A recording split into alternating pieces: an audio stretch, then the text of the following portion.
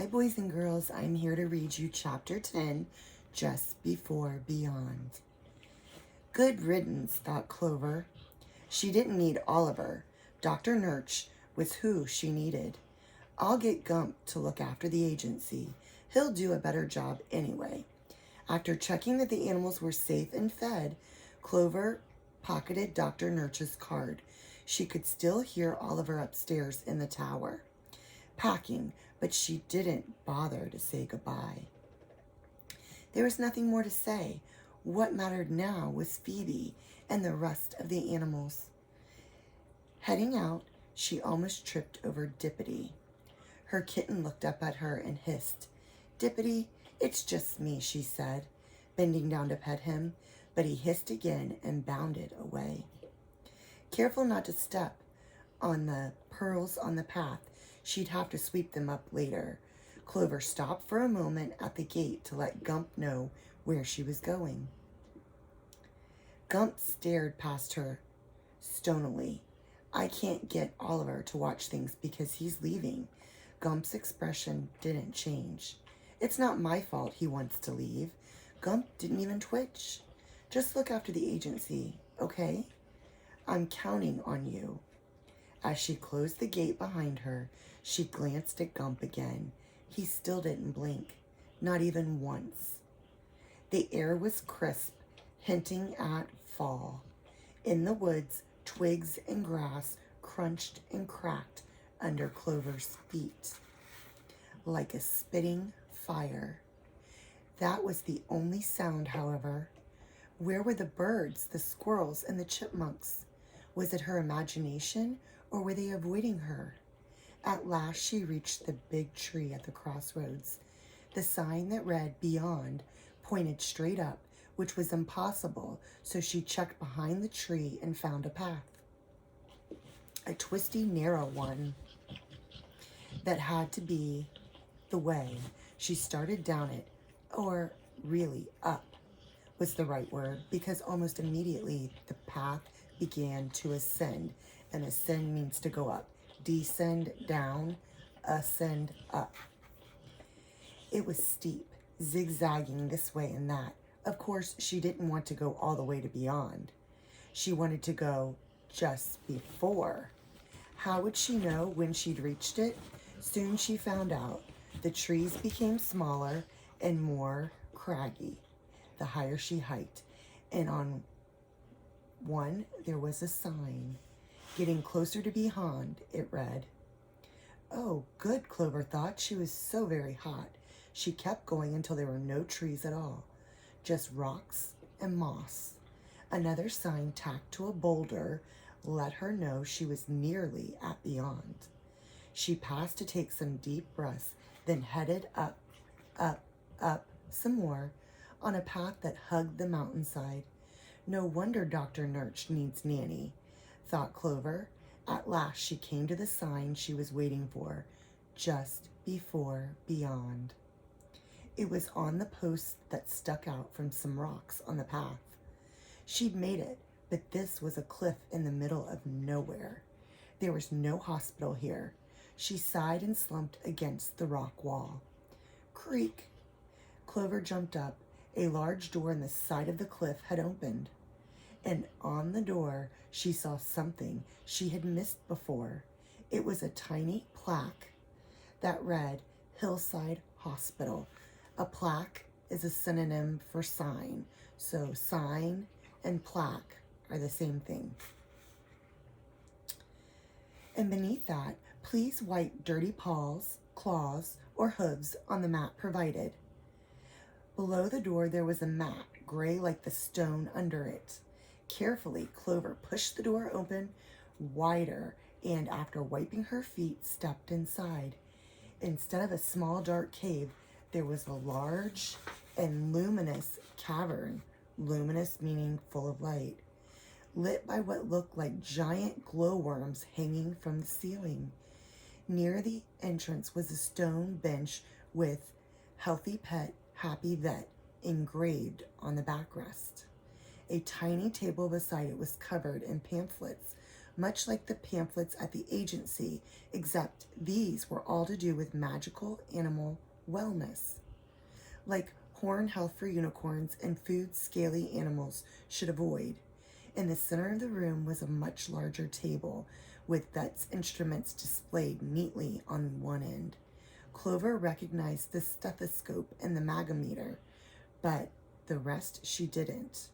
Although the tools looked interesting, what really caught Clover's attention were the animals. The room echoed with chatters and cheeps, howls and honks, and no wonder. Circling the cavern were stalls and cages built right into the rock wall. Although some were empty, most were filled. There were owls and bats and crows, some with casts on their legs, others whose feathers were unusual colors. One owl was cheeping like a swallow. There was a wart-free toad in a tank and a magic kitten with a tail that looked like a puppy's in a cage. In the biggest stall, there was a horse, not just any horse, but a winged one with feathers like molten gold. One of its wings was bandaged, and on the ground under the examining table was a creature that Clover didn't even know existed, a giant tortoise whose entire shell was covered in sparkling jewels. If it was hurt, its injuries wasn't obvious, but Clover couldn't see Nanny. Perhaps the goat was quarantined too. Dr. Nurch, Clover called out. Dr. Nurch, are you here? The vet didn't answer. Dr. Nurch? From the back of the cave, Clover heard a cough, just like she had heard on the phone. She hurried toward the sound. Dr. Nurch? A door at the back of the room was partially opened. More coughing came from behind it. Warily, Clover peeked around. There, propped up on pillows, on a stony bed was Dr. Nurch. At least, so Clover thought. It was hard to tell because the vet had changed. Dr. Nurch was taller, and her hair wasn't green. It was brown. Well, half of it. Instead of lumpy, her nose was straight. She didn't look like a troll anymore. She looked like a human. But when she saw Clover, her eyebrow raised in one piece, and Clover knew this was indeed the vet. Dr. Nurch, are you sick too? The vet opened her mouth as if to answer, but all that came out was more coughing. Oh no, cried Clover. Dr. Nurch, you can't be sick. I need your help. The agency does. The animals are getting worse. Is there anything else we can try? Maybe one of your moxtures? The vet shook her head feebly, then pointed at Clover with a trembling finger. Me? What do you want me to do? Dr. Nurch just kept pointing, too weak to speak. Maybe she isn't pointing at me, thought Clover. Behind her was the room filled with animals. Oh, are you worried about your patients? I'll make sure they're okay. The vet gestured frantically, but this triggered another coughing fit.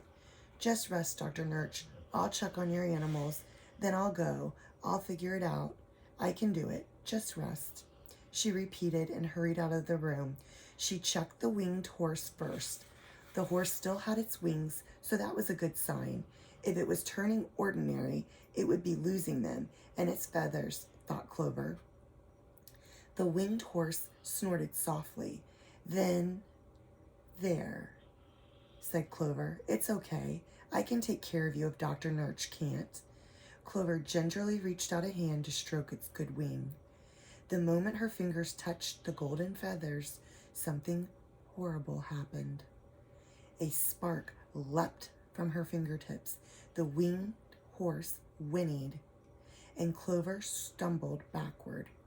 When she regained her balance, her eyes grew wide. The winged horse's feathers were drifting down like golden snow and melting before they reached the ground. As she watched, more and more feathers began to fall. The horse's wings were disappearing right in front of her eyes. Clover gasped and backed away. Thud. Her foot hit something and she tripped. She reached out her hands to catch herself, and her fingers brushed against the tortoise's shell. Instantly, emeralds and diamonds and rubies fell to the ground, just like the winged horse's feathers, and whisked away as if they were smoke. The tortoise grunted softly, and his black eyes, nearly buried by wrinkles, seemed to search her own. Clover started to apologize. "I'm so very sorry."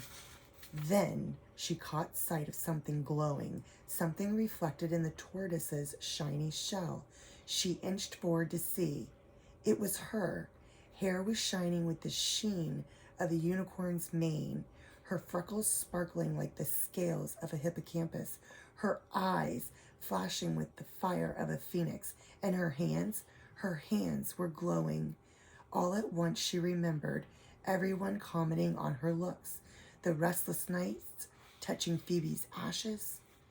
Dr. Nurch hadn't been pointing to the animals. Dr. Nurch had been pointing at her. She had touched all of the animals, even Nanny, when she fetched the goat for Dr. Nurch, and she'd shaken Dr. Nurch's hands. And as for Oliver, there was that time he'd bumped her while moving the fairy horses. Clover didn't know how or why, but she was the one making everyone ordinary. And just as they were turning ordinary, she was turning magic. She tried to remember when she had started feeling strange. Really, she hadn't felt like herself ever since she had gone to Oliver's room, since she had put on the necklace. She gasped and grabbed at the necklace, pulling the charm out from under her dress. It was glowing madly, just like her fingertips, not in a pretty way. It was sinister, which is bad, like a hot coal. It wasn't just an abandoned necklace at the bottom of a box. It was a relic, a wicked relic. Remember, we talked about relics being things of value that are given to you by somebody else. So that relic, she's now becoming aware that the reason why Oliver had it hidden is because it is bad or evil or wicked. Clover tried to undo the clasp, but it was still stuck. She tried again, but it still wouldn't come. The metal was hot, whether from her fingers or from the clasp itself, she wasn't sure. She twisted it around to have a look. The clasp wasn't just stuck, it was sealed shut. There was no way to get the necklace off. She began to panic, yanking and pulling at it. If she couldn't get the necklace off, she'd never be able to touch a magical animal again without draining its power. She'd ruined everything. She was cursed. It was all her fault. If only she had left Oliver's things alone. As much as she was jealous of Oliver, yes, jealous, she could see that now she didn't want to be Oliver. She wanted to be herself. Sense not spells. That was her. She took a deep breath. She couldn't take the necklace off, but that didn't mean there wasn't a way. She needed to get back to the agency. Now I understand, Dr. Nurch. Dr. Nurch, she called, leaping to her feet. I know what's causing this sickness, but don't worry, I'm going to get help. There was only one person who could help her. Only one person who might know what to do, because he was an expert in things like this. She needed Oliver. So, and there's the picture right there of the necklace, again with the charm. So in this chapter, we find out that Clover is learning a lesson, and the lesson being that she took something, which she didn't mean to take it, but Oliver had walked into the room, so she didn't have time to take the necklace off and put it away. And since she had the necklace on, she'd been busy, so she hadn't been able to go back and return it. So without thinking of that being an issue, she discovers now that it is the necklace and the charm that's causing all of the animals to lose their magic, but at the same time it's giving Clover magic. So it's switching places where Clover was just an ordinary human and the animals were magical. Now Clover's becoming magical, and all of the magical animals are just becoming ordinary, everyday animals. They're losing everything special that made them special and unique and different. So I feel and I think that Clover learned her lesson that you can't take things that don't belong to you, and she should have talked to Oliver about it and admitted what she had done and returned it. I think she now knows too that it wasn't Oliver who was a know-it-all. It was more of Clover taking out her jealousy because she was jealous of Oliver and she was acting the way that she was acting because she was jealous. So now she knows the only person that can help her return the magic to the animals and make her ordinary again is Oliver. So now when we go into chapter 11, it's called Clover's Curse. And of course we know a curse is something that's bad, that's, said to be bestowed upon somebody. So of course we know the necklace and the charm being the curse. So that's what chapter 11 is Clover's Curse. So when you log on to your assignments, you will see the assignment for this chapter. And I'm not going to tell you about it because it's a very fun activity. And I hope you like my example that I did. I really thought about it when I created it. So you'll have to wait and see until you log onto your assignments to see what you need to do for chapter 10. So I hope that you're doing well. And of course, I'm going to tell you to stay safe, to get out and enjoy the beautiful weather, some sunshine. Your body needs it. It gives you the vitamin D that you need. And I ask that you do something nice for someone. Do something kind for someone. If you've done something maybe that was not so nice or maybe hurtful, like Clover did in this chapter, maybe you go to that person and you tell them that you're sorry for what you had done and kind of try to make amends or make up for something that you maybe not now know that something that you're not proud of.